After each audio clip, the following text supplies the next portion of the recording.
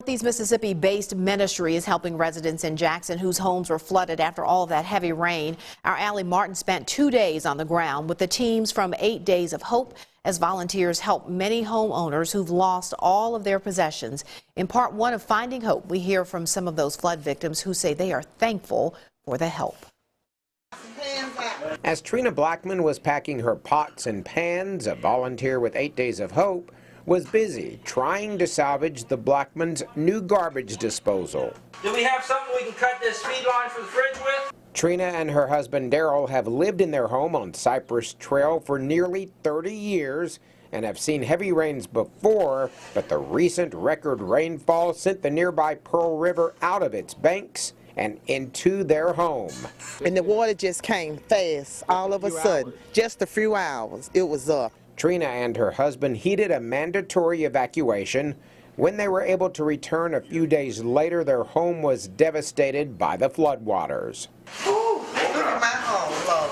Once residents could get back into their homes, teams with Pontotoc County-based 8 Days of Hope were on scene as part of the ministry's Rapid Response Initiative. We're here in this neighborhood today mucking out, all right, or mudding out. They both apply, because we're actually taking all the belongings from the homes. Most of it's all going to the street, separated into piles so that the city can pick up. And then we are removing all the carpet and padding and any floors that are down. After that's completed, we start taking drywall or paneling off the walls. Then we really have to detail it very well. We have to pull all the nails, get it all nice and clean, and I mean swept and cleaned very well, so that when we come back later on, we spray a chemical in here that will kill mold. It's easy as you drive down the streets in areas hit hard by flooding and you see the piles of debris to think of it all as nothing but trash. But for each family, each item, like this kid's drum kit, has a special memory. So to have 8 Days of Hope come in and start the cleanup process is a big help. These are my angels, and I have told everybody these are truly angels sent from heaven, and I love all of them. They come in, they do exactly what they have to do.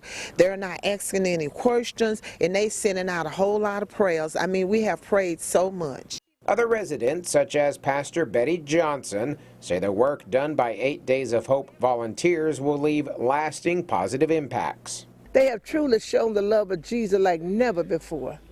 And they are the only agent that you see going round and round helping. All work done by 8 Days of Hope is at no cost to the homeowner. The work builds friendships, helps homeowners save money, and it lets volunteers put hands and feet to their Christian faith. In Jackson, Allie Martin, WCBI News. Tomorrow night, in part two of Finding Hope, we will meet some of the volunteers who are involved in the Jackson relief efforts. 8 Days of Hope will be working in Jackson through March the 7th.